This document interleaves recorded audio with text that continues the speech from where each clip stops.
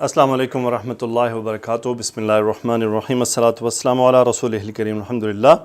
آج ہم اپنے حروف الہجاء سے آنے والے مزید الفاظ کی طرف بڑھتے ہیں تاکہ ہم مزید جانیں کہ اور کون سے الفاظ ہیں ایسے۔ آج ہم انشاءاللہ ہا، خا اور دال اور ذال سے آنے والے چند الفاظ کو دیکھتے ہیں۔ عموماً اس میں سے چند قرآن مجید میں بھی استعمال ہوئے ہیں اور چند ایسے ہیں جو عربی کتابوں میں استعمال ہوتے ہیں۔ پہلے ہم ہا سے آنے والے اسماء کو دیکھتے ہیں۔ ہا سے آنے والے اسماء میں جو پہلا میرے پاس آج لفظ موجود ہے وہ ہے ہاشا۔ ہاشا عربی میں دو طرف استعمال ہوتا ہے، یا تو یہ استثناء کے طور پہ آتا ہے، استثناء یعنی یہ الا کے میننگ دیتا ہے، اور یا پھر یہ ایک حرف جر کے طور پر استعمال ہوتا ہے۔ جب یہ استثناء کے میننگ دیتا ہے تو یہ فعل ماضی کہلاتا ہے اور اس کے بعد میں آنے والا جو اسم ہے وہ نصب ہو جاتا ہے، جیسا کہ ہاشا، ہاشا زیدن یعنی سوائے زید کے، پیچھے جو بھی بات ہوگی ہاشا زیدن سوائے زید کے۔ لیکن قرآن مجید میں یہ اور طرح استعمال ہوا، اس میں الف نہیں ہے، اس صورت میں یہ دو طرح لکھا جاتا ہے، ہاشا۔ ہاشا اس کے بعد جو ہوتا ہے وہ ہوتا ہے ہاشا للہ یا پھر ہاشا اللہ۔ دونوں کے صورت میں یہ ایک تعجب کے میننگ دیتا، خدا نہ خواستہ، کبھی اس کا میننگ تو خدا نہ خواستہ اللہ نہ کرے، خدا نہ خواستہ، یا پھر اس کا دوسرا جو میننگ لیا جاتا ہے خبردار تم ایسا نہ کرنا، خبردار کے میننگ میں بھی لیا جاتا ہے، خبردار، خبردار یعنی ہاشا للہ اور ہاشا اللہ۔ یہ دونوں صورتوں میں آتا ہے، اور جب یہ یا تو حرف جر لام کے ساتھ ہو یا پھر مضاف الیہ بن رہا ہو تو اس صورت میں یہاں پر الف نہیں آئے گی۔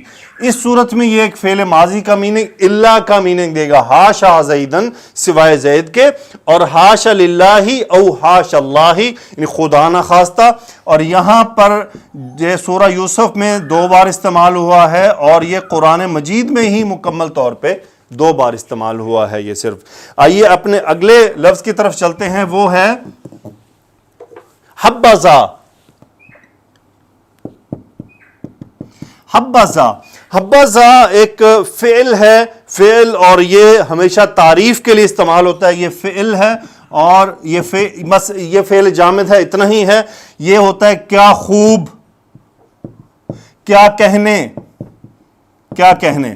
اور حبذا کے آگے جو فاعل آتے ہیں ان کو وہ ہمیشہ حالت رفع میں ہوتے ہیں، وہ واحد، جمع، تثنیہ، مذکر، مؤنث کوئی بھی ہو سکتے ہیں، اس میں کوئی چیز نہیں آتا، وہ حبذا ہی رہے گا۔ حبذا السیارۃ، واہ کیا خوبصورت گاڑی ہے، حبذا البیت کیا خوبصورت گھر ہے، کیا ہی کہنے ہیں۔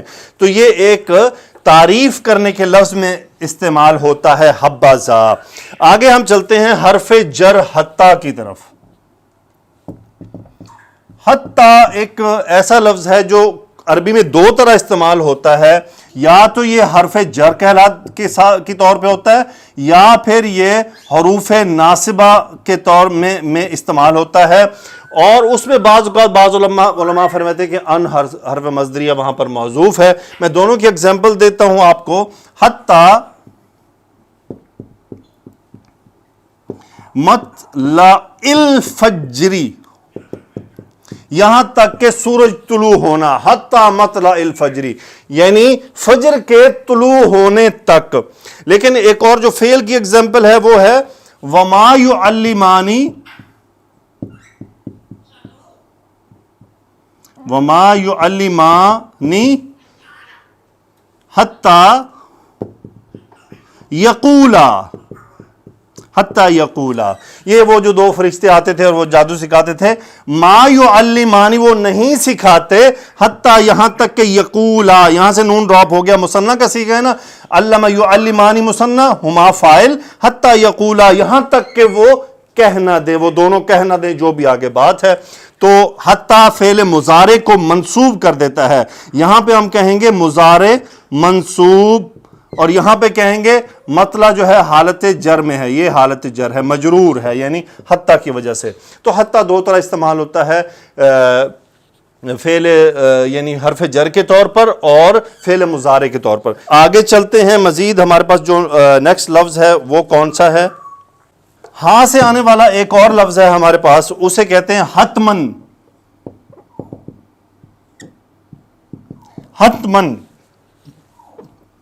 یہ جو ہے مفعول مطلق کہلاتا ہے فعل محذوف کے لیے، اور قرآن مجید میں ایک ایگزامپل ہے، میں نے لی کان علی ربک، کان علی ربک حتمن مقضین، حتمم مقضین، یعنی یہ یہاں پہ اس کا مطلب ہوتا ہے لازمی طور پر، لازمی طور پر اس کا میننگ ہے۔ قرآن مجید میں ایک ہی بار استعمال ہوا ہے، کان علی ربک حتمم مقضین، یعنی کان علی ربک، تیرے رب پر اس کا پورا کرنا لازم ہے، یعنی رب نے اپنے اوپر ایک لازم کر لیا، حتمم مقضین یعنی کسی بات کا فیصلہ کرنا لازم ہے تیرے رب پر۔ سورہ مریم میں یہ استعمال ہوا ہے، حتمم لفظ ہے، حتمم۔ آگے چلتے ہیں جی، مزید ہمارے پاس ہاں سے اگر کوئی لفظ ہے، حسنن ایک لفظ استعمال ہوتا ہے محذوف، حسنن۔ حسنن یہ مفعول مطلق استعمال ہوتا ہے، یعنی فعلت حسنن، فعلت حسنن، کیا خوب کیا تم نے، یہ بھی تعریف کے لیے استعمال ہوتا ہے، فعلت حسنن۔ کوئی بھی آپ کو کہتا ہے، کوئی بھی اچھا کام کر کے کہتا ہے، آپ کہتے ہیں حسنن یعنی ویل ڈن، بہت اچھا کیا۔ ایک اور ہے حظًا سعیدن، حظًا سعیدن، اس کا مطلب ہوتا ہے good luck, good luck. Urdu میں مجھے نہیں پتا کیا کہتے ہیں، یہ کہتے ہیں جی فعل ایک محذوف ہے، اس کا مطلب ہے ارجو، رجا یرجو امید کرنا، ارجو حظًا سعیدن یعنی میں اچھی قسمت جو ہے اس کی امید کرتا ہوں، حظًا سعیدن، گڈ لک۔ حظً کا مطلب ہوتا ہے قسمت، سعیدن خوش، اچھی، سو حظًا سعیدن گڈ لک۔ کسی کو آپ ڈائریکٹ کہیں گے حظًا سعیدن یعنی گڈ لک، تم جیسی بھی کام پر جا رہے ہو تو گڈ لک کے میننگ میں یہ استعمال ہوتا ہے۔ نماز میں استعمال ہونے والا حیا، اس کو کہتے ہیں جی اسم فعل امر، اسم فعل امر، اس کا مطلب ہوتا ہے جلدی آؤ، جلدی آؤ۔ حیا علی الصلاۃ، جلدی آؤ نماز کی طرف، حیا جلدی آؤ۔ اور بعض دفعہ آپ کسی کے ساتھ بیٹھو، حیا بنا، لیٹس گو، جلدی چلو، لیٹس گو، حیا بنا یعنی لیٹس گو، ہم سب جلدی چلیں۔ تو حیا کا مطلب ہوتا ہے جلدی آؤ۔ ایک اور لفظ ہے حیثو، حیثو کا مطلب ہوتا ہے جہاں سے بھی، یہ کسی جگہ کے متعلق ہوتا ہے، جہاں سے، یعنی یہ ظرف مکان ہے، ظرف مکان ہے۔ لیکن یہ بات یاد رہے کہ اس کے پیچھے اگر حرف جر بھی آ جائے تو بھی یہ اس کی حالت رفع میں ہی رہتی ہے، یہ اپنی حالت نہیں بدلتا، ہر صورت میں یہ حالت رفع میں رہتا ہے۔ حیثو کا مطلب ہوتا ہے جہاں سے بھی۔ اور ایک اور ورڈ ہے ہمارے پاس ہینا، ہینا ایک مبہم وقت کے لیے ہوتا ہے، مبہم وقت یعنی اس وقت کی کوئی جو ہے لمٹ نہیں ہے، وہ کم بھی ہو سکتا ہے اور وہ زیادہ بھی ہو سکتا ہے۔